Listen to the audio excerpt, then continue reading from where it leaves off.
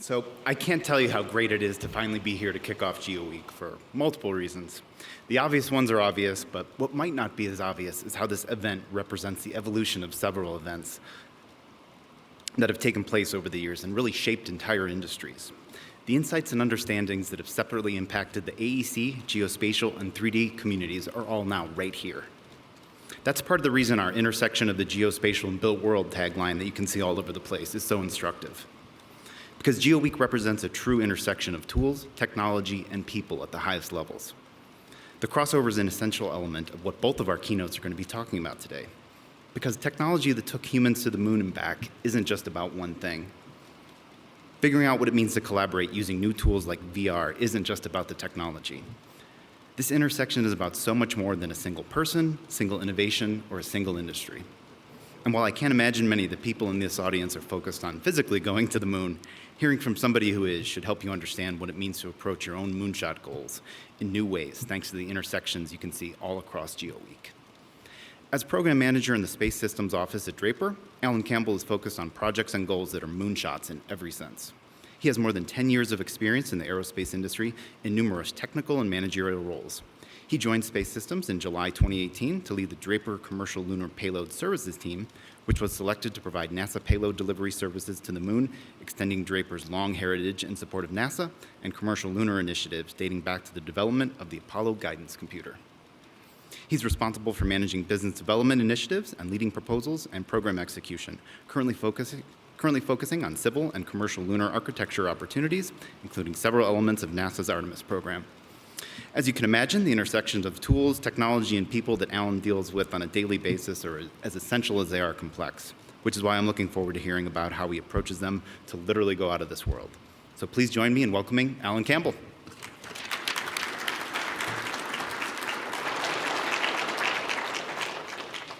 Thank you. Thanks, Jeremiah. I am honored to be here. And I want to thank everybody for having me and welcome everybody to GeoWeek 2022. Probably like myself, I'm sure a number of you are really excited to get back out into the industry events. I was able to get to a conference or two last year, but it's been a long, lonely winter, and we're excited to get back out there this year. Could we get my slides up? Perfect, thank you. So I want to make two apologies in advance. First, a little rusty. It's been a while since I've been on stage. And second, this is not how I usually dress. My clothes are somewhere between here and Chicago, so hopefully they'll be here before I leave. It is a huge honor to get invited to come up here. It's a huge honor. It's also a little confusing to give the intro keynote to a major industry conference that's not really my industry. And I was confused when Lee and Jeremiah and the Diversified team reached out to me to see if I'd be interested. But the more I thought about it, the more and more it makes sense. We have a lot of interesting connected problems for what we're trying to do going to the moon. And the more really smart, really motivated people to help us think about that is always going to be helpful for us in our execution. So I thought this would be a great opportunity to talk a little bit more about what we're doing to some connected and less connected audience. But it'd be a lot of fun. And who doesn't like nerding out on space?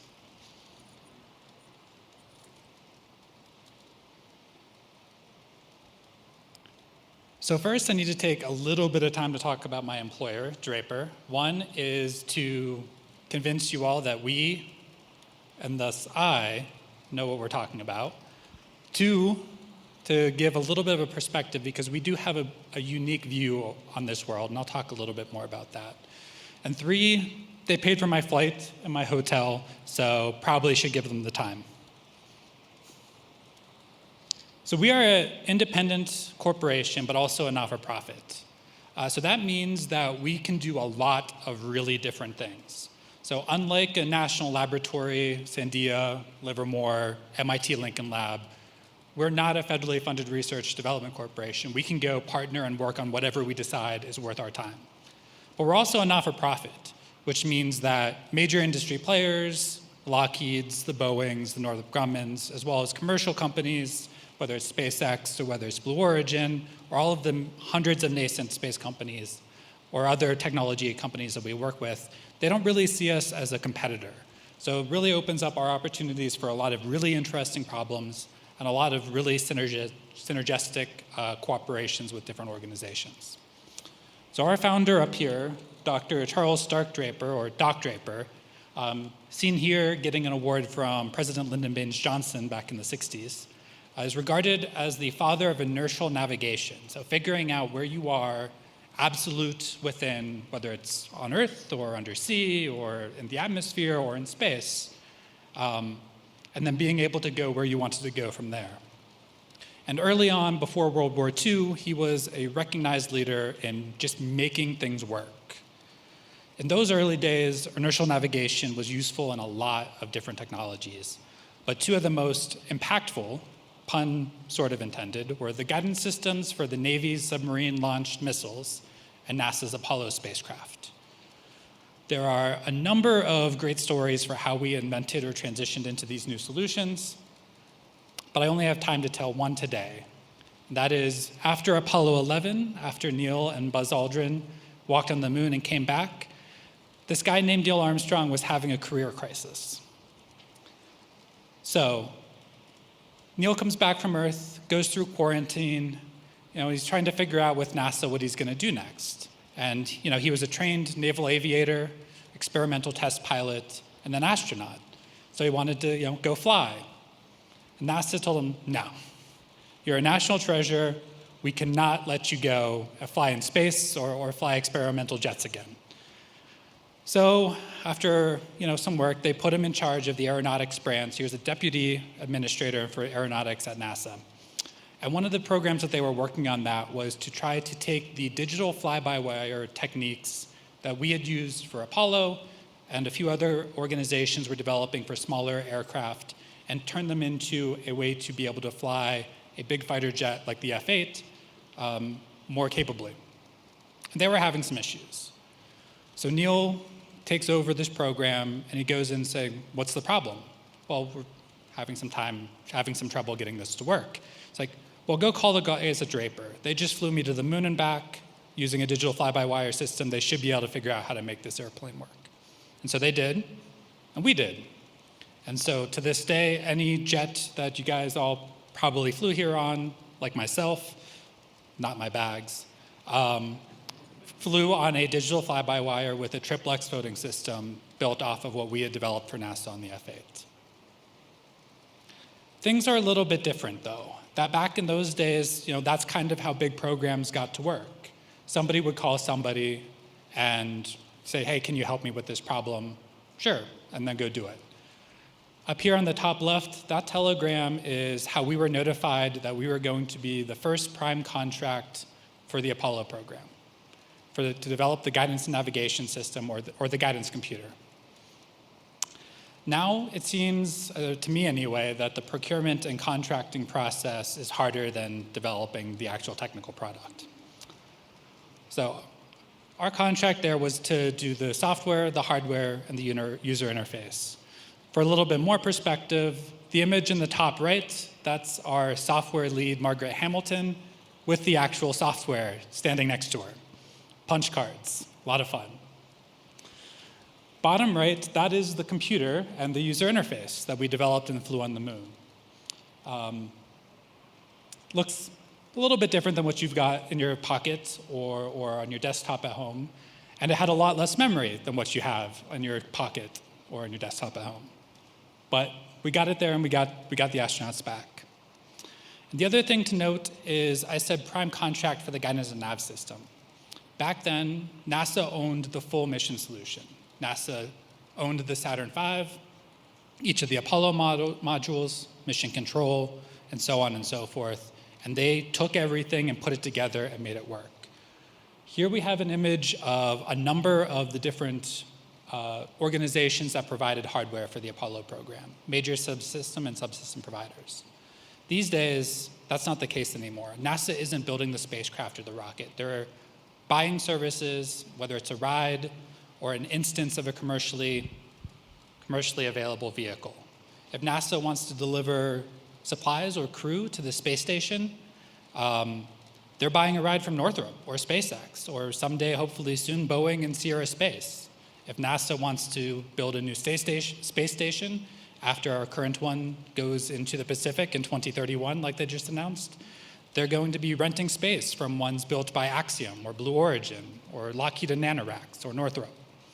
And the reasons behind this change are complex, and it's even probable that this is a better way of operating. Different, but better, especially for the much smaller budgets that NASA has as a percentage of US spending compared to what they did back in the Apollo days. And like I said, it is different, and the industry is adapting in a lot of different ways. One way is to have multiple large or very well-funded company teams. Some examples here. This does force niche technology developers like Draper, and I'm assuming many of you, to act more as component or system providers, especially as many of these large companies have active mergers and acquisitions efforts to pull in key niche technologies in-house. Vertical integration is indeed a pattern. And then the elephant in the room, or at least that I don't have on this slide, is SpaceX. Because to me, they're all in on vertical integration, doing everything in-house beyond just the most off-the-shelf components. But for those that have really cool niche technologies, like us, and like many of you here, there's a ton of innovation happening, and the time is right for outside-the-box solutions. Because another impact of NASA not owning the solutions that they have in their architectures is that much of this innovation is happening commercially. And this innovation, at least in my industry, is extremely well-funded, and that funding shows no evidence of slowing down as numerous companies, organizations are working toward building a sustainable space economy. So if you look up on the screen, there's a lot there. There are multiple elements in orbit around the moon. There's the multiple elements there on the lunar surface. And this is just NASA's plan.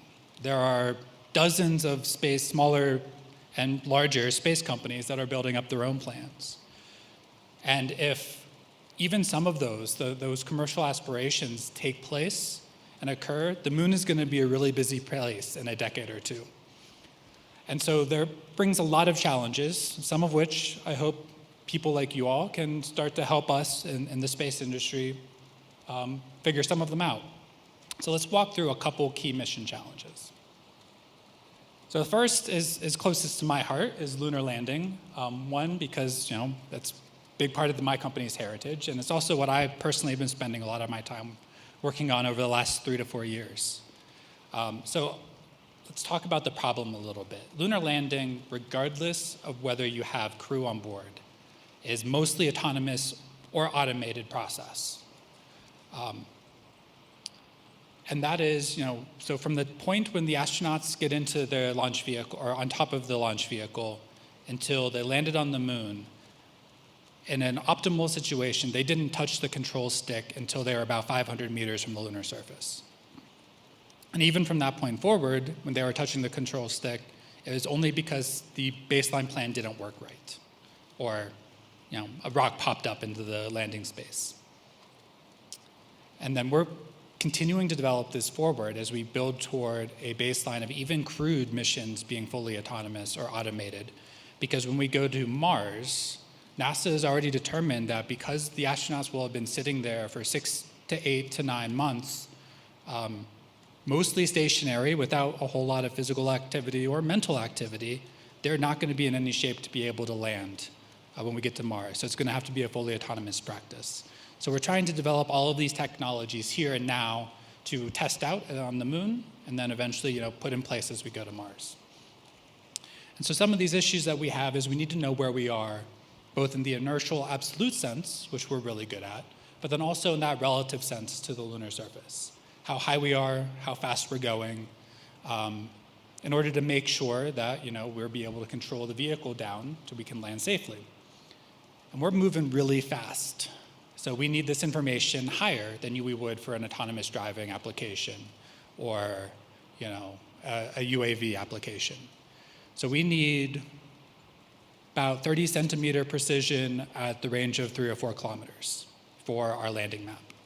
And we don't have that before we lift off. We have to get that on our way there. Because with the exception of 1 or 2 areas on the moon which we're not allowed to land anymore, we don't have that sort of a priori knowledge. So how do we get this? A lot of sensors, a lot of onboard processing, a lot of onboard computing power and reliance in order to make sure we've got the right solution. And so that brings me to some of the sensors that we want to use.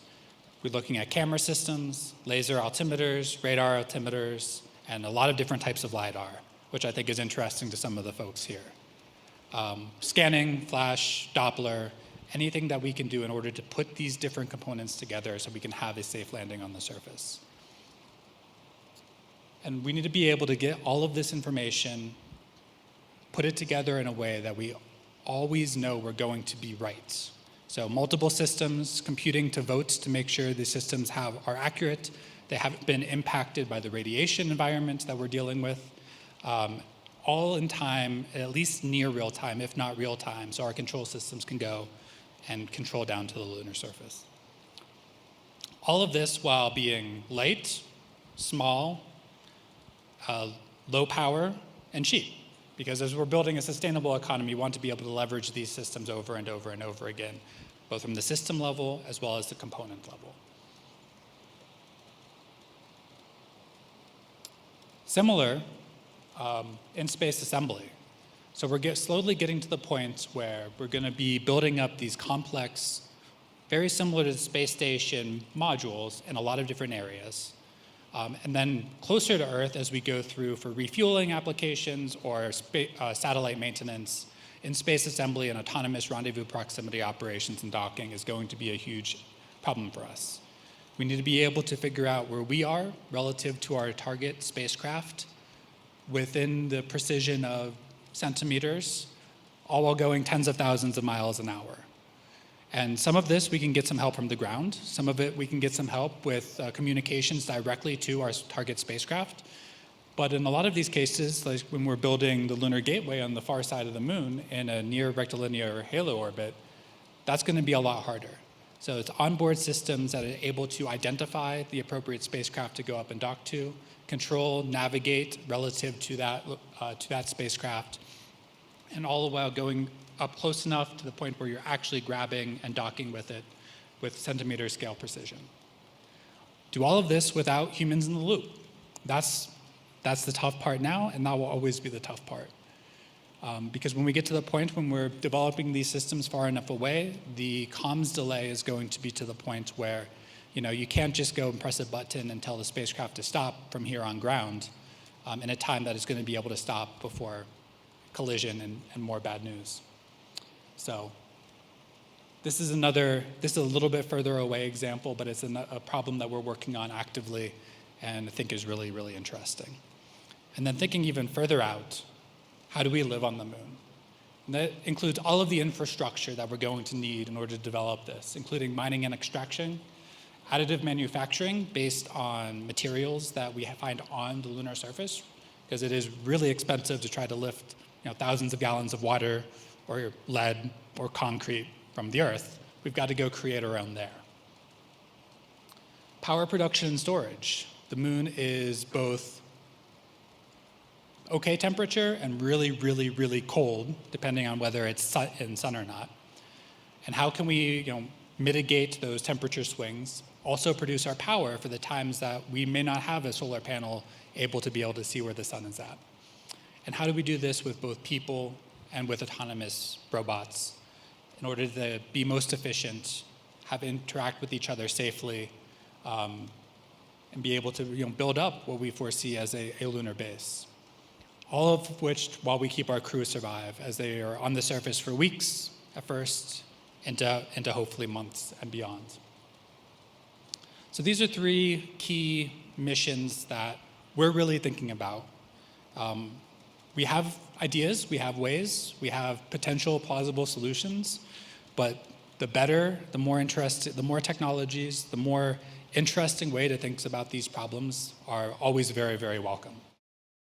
Anyway, at Draper, we're working on these problems and more in a wide range of application areas, including space, but also underwater vehicles, autonomous airborne vehicles, missiles, other government types of work, biomedical, or MEMS devices, a lot of different technologies areas. And so we're really interested in different ways that you all could possibly help us out with that whether it's in terms of new technologies, new ways of thinking. Oh yeah, or we're also hiring remote, hybrid, in-person roles. Feel free to reach out to me or check our website for details. Once again, welcome to GeoWeek. Thank you very much. Here's Jeremiah.